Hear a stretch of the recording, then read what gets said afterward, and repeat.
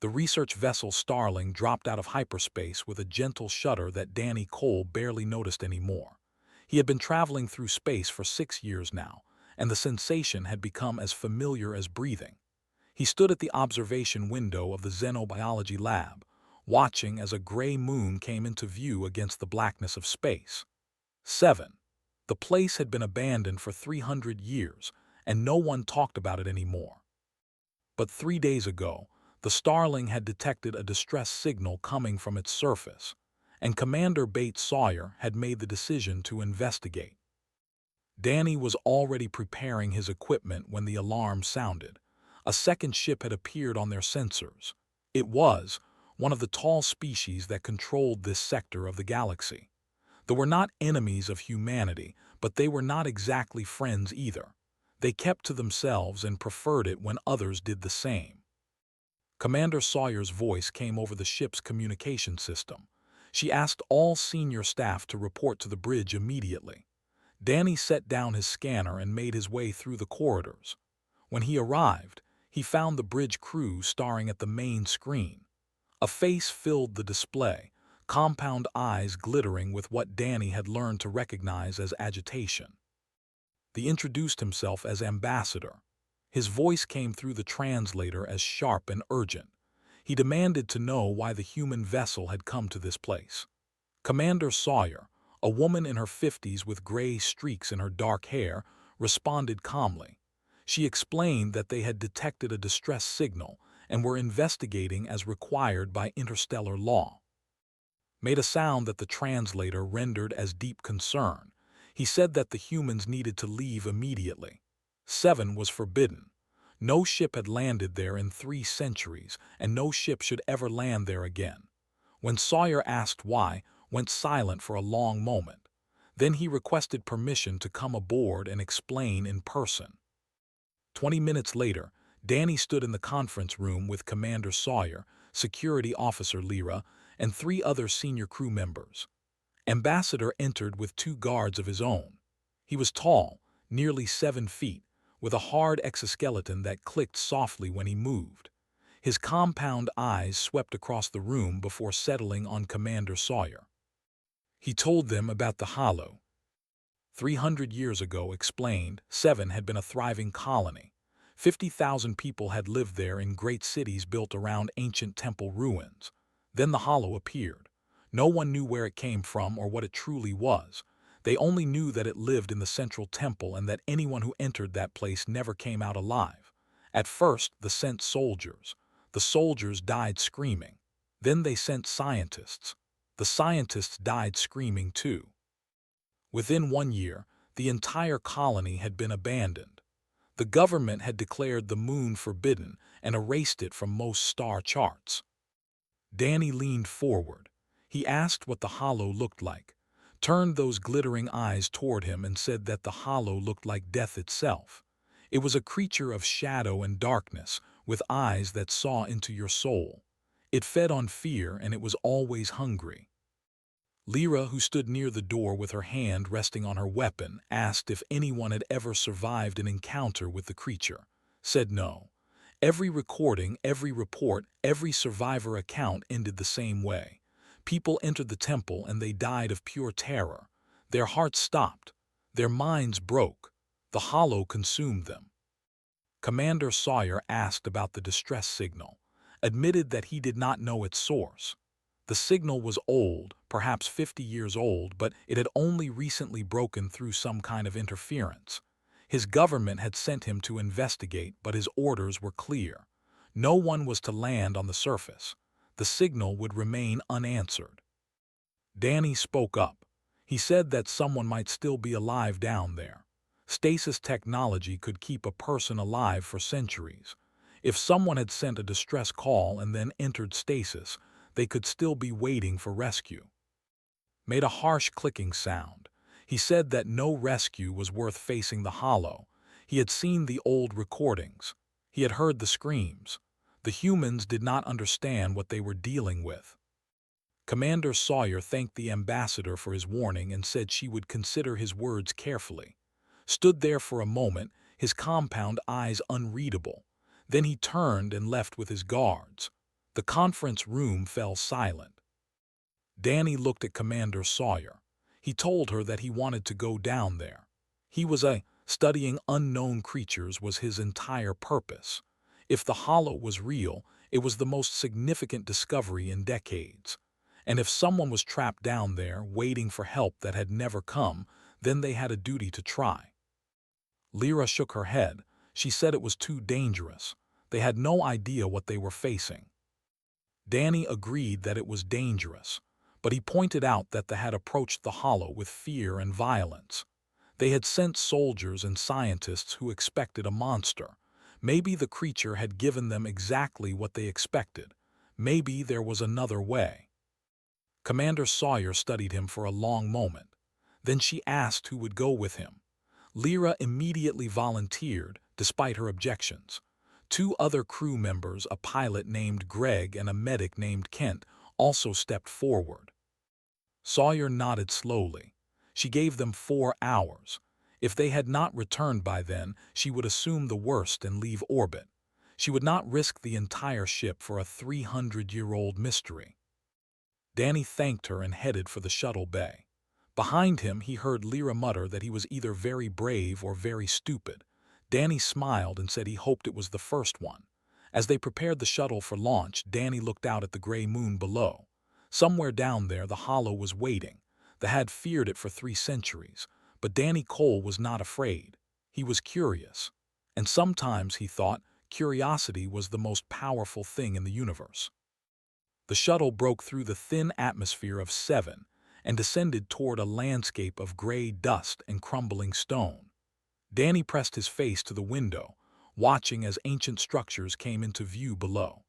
They had built their colony around ruins that were far older than their civilization, temples and towers that had stood for thousands of years before the first ship ever landed here. Now everything was silent and still. The colony buildings had fallen into decay, but the ancient temples remained, dark shapes rising against the pale sky. Greg brought the shuttle down in what had once been a plaza. Dust swirled around them as the engines powered down. Through the window, Danny could see the central temple in the distance. It was massive, easily the size of a small mountain, with spires that reached toward the heavens like grasping fingers. The distress signal was coming from somewhere inside.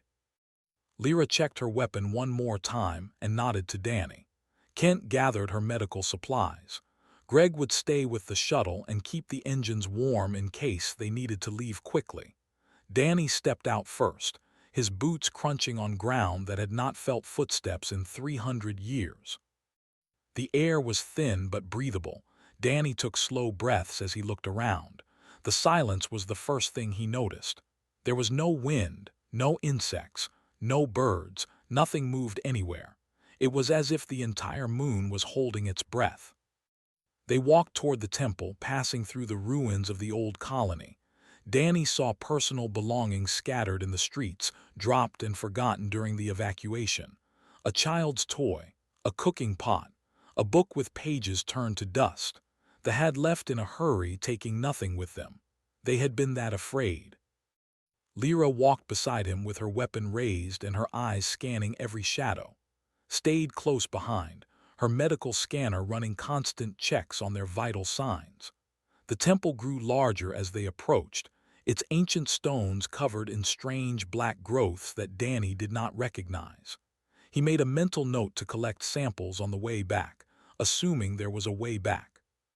The entrance to the temple was a massive doorway, 30 feet tall and carved with symbols that Danny could not read. The darkness inside was absolute. Lyra activated her shoulder light and led the way in.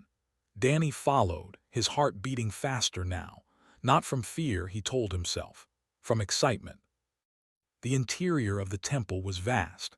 Their footsteps echoed off walls that disappeared into darkness above them. Danny swept his light across the floor and stopped when he saw the first body. It was, still wearing the uniform of a soldier. The exoskeleton had preserved it well despite the centuries. The body was curled into a tight ball, arms wrapped around its head, frozen in a pose of absolute terror. Knelt beside it and ran her scanner over the remains. She said there was no sign of physical trauma, no wounds, no broken bones, no evidence of violence at all. The soldier had simply died. His heart had stopped from pure fear. They found more bodies as they went deeper. Soldiers and scientists, explorers and rescue teams, all of them had died the same way. All of them wore the same expression of frozen horror. Danny counted at least 40 before he stopped counting. They had sent many people into this place. None of them had walked out. Lyra grabbed his arm and pointed to the wall. Danny turned his light and saw murals carved into the stone. They were old, far older than the colony, depicting scenes that he did not understand at first. There were figures gathered around a central shape, a dark form with many eyes. But the figures were not running. They were not fighting. They were kneeling, their arms raised in what looked like welcome or worship. Danny studied the murals for a long moment. The images told a story. The dark creature was not shown as a monster. It was shown as a guardian, a protector. The ancient people who had built this temple had not feared it. They had honored it. He was about to say something when a sound echoed through the corridor ahead. It was low and rumbling like distant thunder. Grabbed his shoulder and whispered that they should go back. Lyra raised her weapon and said nothing. Danny shook his head. They had come too far to turn around now. They moved forward more slowly. The corridor opened into a larger chamber filled with old equipment and machinery. This was where the scientists had set up their research station 3 centuries ago. Computer terminals sat dark and silent. Recording devices lay scattered on the floor. And in the center of the room, they found another body. This one was different. It was human. Danny knelt beside the corpse, his mind racing. Humans had only been traveling in this part of the galaxy for 50 years. This body was wearing an old exploration suit, the kind used by early survey teams. The distress signal had been active for 50 years. This human had come here alone, had activated the beacon, and had died before help could arrive. Lyra asked what a human was doing here. Danny did not know, but he noticed something else. Unlike the bodies, this human's face was not twisted in fear. The expression was calm, almost peaceful. Whatever had killed had not killed this person the same way. The rumbling sound came again, closer now, pointed at her scanner and said something was moving toward them, something big. A crew member named Tony Reeves had stayed near the entrance to watch their backs. They heard him scream. The sound cut off suddenly. Lyra immediately started running back the way they had come. Danny followed. They found Tony lying on the floor, unconscious but breathing. His face was pale and his eyes were wide open, staring at nothing. But he was alive. Checked his vitals and said he was in shock, deep shock. His mind had retreated from something it could not handle, but his heart was still beating. Lyra said they needed to leave now. Danny looked toward the deeper chambers where the beacon signal was coming from. 10 more minutes, he said. They were so close. Lyra looked at Tony, then at Danny, then at the darkness ahead. She cursed under her breath and told to stay with Tony. Then she followed Danny deeper into the temple. They reached a final doorway, and Danny stepped through into a vast chamber that stretched upward into infinite darkness. The beacon was here, a small device sitting on a stone pedestal, still blinking after 50 years. But Danny barely noticed it. His attention was fixed on the far side of the chamber. The hollow was there. It was enormous, a shifting mass of shadow and darkness that seemed to absorb the light from their lamps. Dozens of pale eyes opened across its surface, all of them turning to look at the 2 humans who had entered its domain. Danny heard Lyra's breath catch beside him.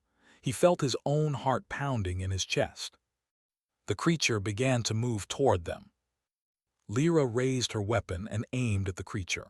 Her hands were steady despite the fear that Danny could see in her eyes. She told him to get behind her. She said she would hold it off while he ran. Danny did not move. He watched the hollow as it shifted and pulsed in the darkness. It was massive, easily 20 feet tall, and its form kept changing.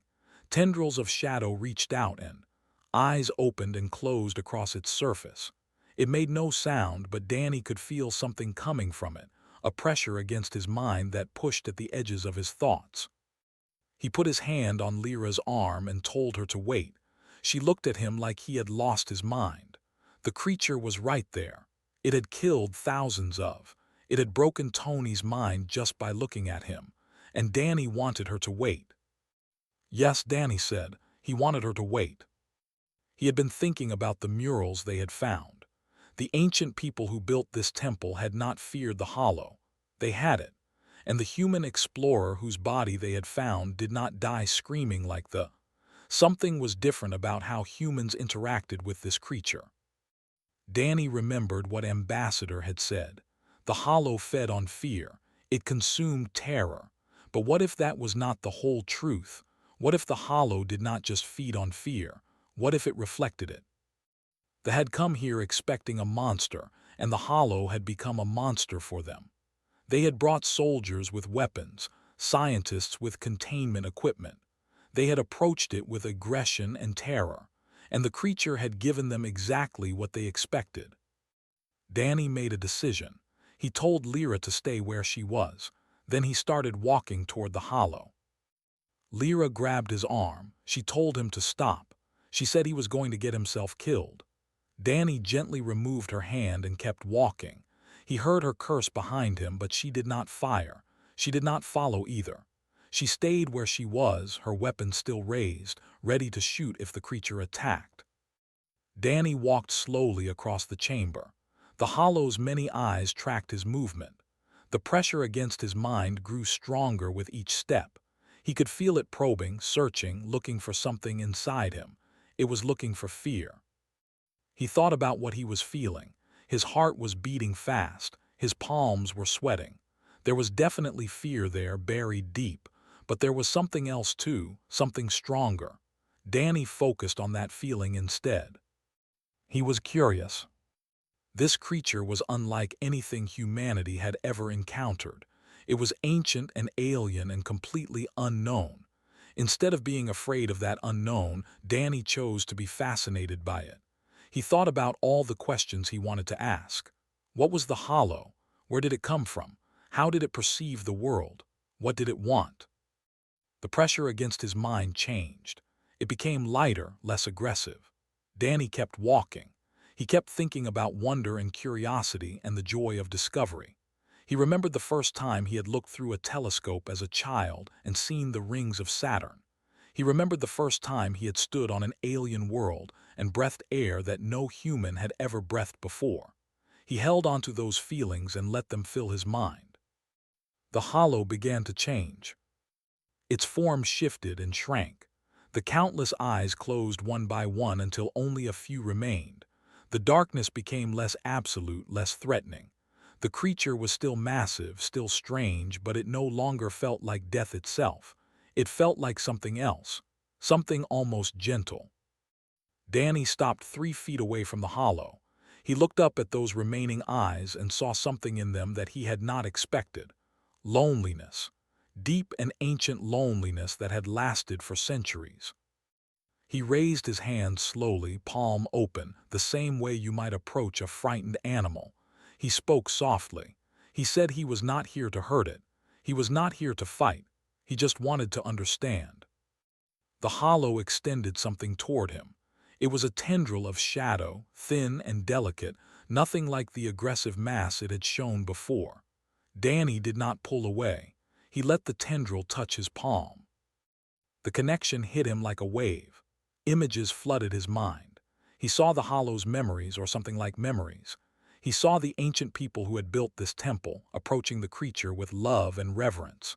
He saw the hollow responding to their emotions, becoming a source of peace and healing for them. Then he saw the arriving, full of fear and suspicion. He felt the hollow's confusion as the emotions it received changed from love to terror. It had tried to reach out, tried to communicate, but every attempt made them more afraid. Their fear fed into the hollow, and the hollow reflected it back, creating a cycle that grew worse and worse until the entire colony was consumed by panic. The hollow had not wanted to hurt anyone. It had simply become what they expected it to be. For 300 years, it had been alone in this temple, waiting for someone to approach it without fear. Danny opened his eyes. He had not realized he had closed them. The hollow had withdrawn its tendril and was watching him with those few remaining eyes. It looked smaller now, almost gentle. Danny smiled at it and told it that he understood. He said he was sorry for what it had been through. The creature made a sound. It was soft and low, almost like a sigh. Then it began to move, not toward Danny but away from him. It shifted to the side, revealing what had been hidden behind its massive form. There was a door there, and beyond the door was another chamber. Danny could see the beacon blinking inside, but that was not what caught his attention. In the center of that smaller room, surrounded by old equipment and dust, was a stasis pod. The lights on its surface were still glowing. Someone was inside, still alive after all these years. Danny turned back to Lyra, who had not moved from her position near the entrance. Her weapon was lowered now, and her expression was a mixture of shock and wonder. Danny called out to her. He said she needed to see this. Lyra walked across the chamber slowly, giving the hollow a wide berth even though the creature made no move toward her. She stopped beside Danny and looked at the stasis pod. She asked who was inside. Danny did not know, but he intended to find out.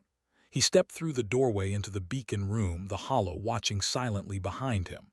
Lyra followed, and together they approached the pod. Through the frosted glass, Danny could see a face. It was young, probably barely an adult, and according to the pod's display, it had been running for exactly 300 years. This was not the human explorer who had activated the beacon.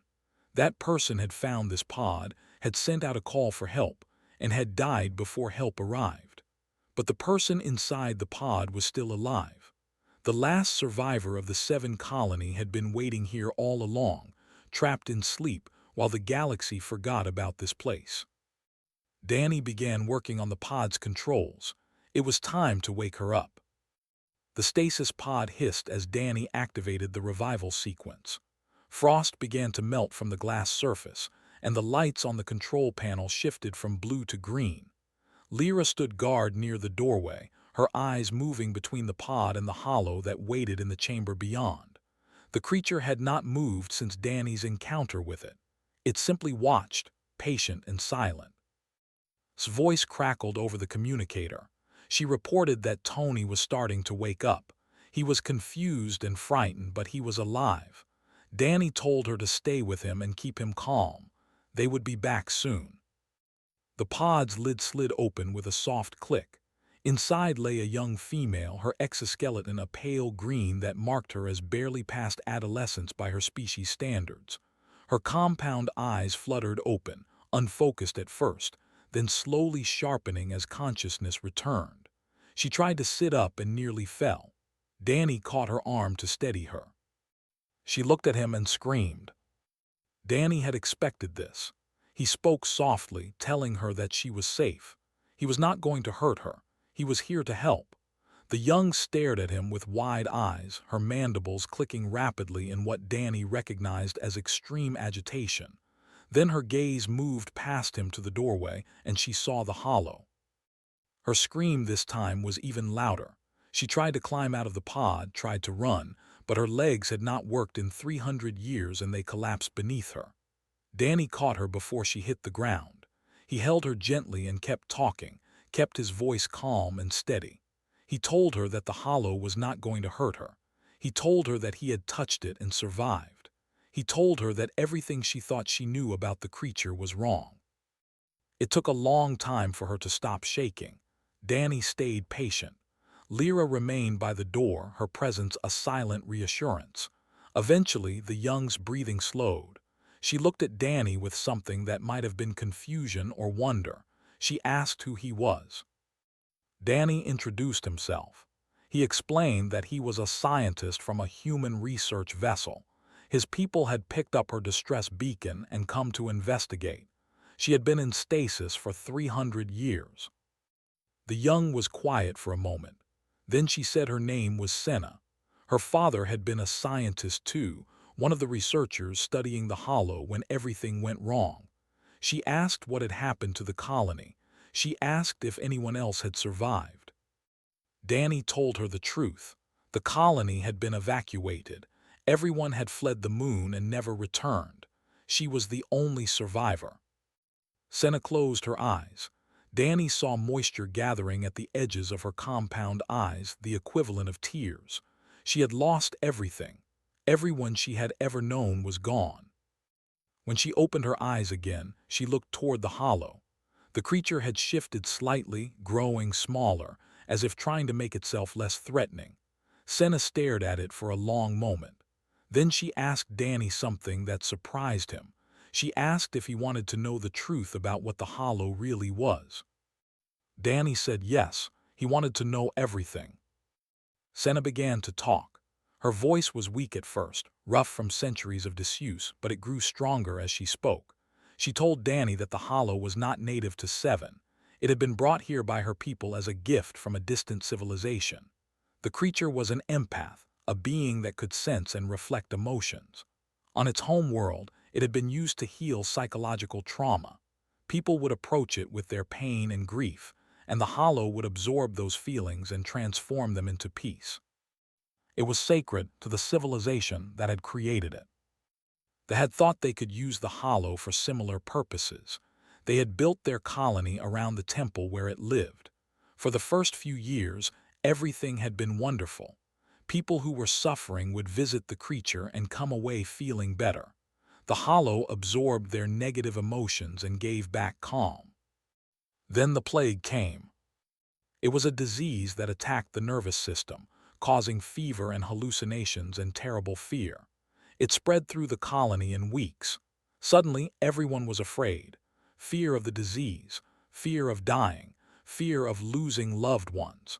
The emotions that the colony sent to the hollow changed from manageable pain to overwhelming terror. The hollow had never experienced anything like it. It was designed to absorb and reflect, but it could not handle so much fear at once. The terror fed into the creature and came back amplified. People who approached it hopping for peace found their fears instead. They ran away screaming, their panic spreading to others. The cycle grew worse and worse. Fear created more fear. The hollow became a mirror reflecting the colony's worst nightmares. People started dying, not from the plague but from the fear itself. Their hearts gave out. Their minds broke. The hollow was not killing them on purpose. It was simply doing what it had always done, reflecting what it received. But what it received was pure terror, and that was what it gave back. Senna's father had understood what was happening. He had tried to tell the colony leadership, but no one would listen. They saw only a monster that needed to be destroyed. They sent soldiers to kill the hollow, but the soldiers came armed with weapons and full of fear. The hollow reflected that fear back at them, and they died. In the end, Senna's father had made a choice. He could not save the colony, but he could save his daughter. He had put her in the stasis pod and activated the beacon, hoping that someday someone would come who could understand the truth. Then he had gone to the hollow one last time, trying to reach it with something other than fear. He had died trying. Danny listened to all of this in silence. When Senna finished, he looked at the hollow with new understanding. The creature had not been a monster. It had been a victim, trapped in a cycle of fear that it could not escape. For 300 years it had been alone here, remembered only as a nightmare. Lyra's voice broke the silence. She said they needed to contact the Starling. Commander Sawyer needed to know what they had found. Danny nodded and activated his communicator.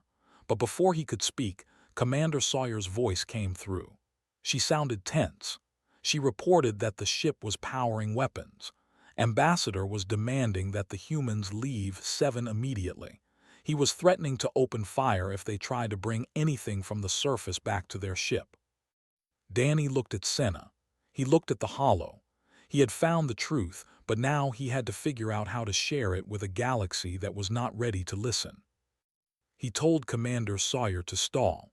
He was coming back to the shuttle, and he was not coming alone. Danny helped Senna walk through the temple corridors. Her legs were weak after 3 centuries of sleep, but she refused to be carried.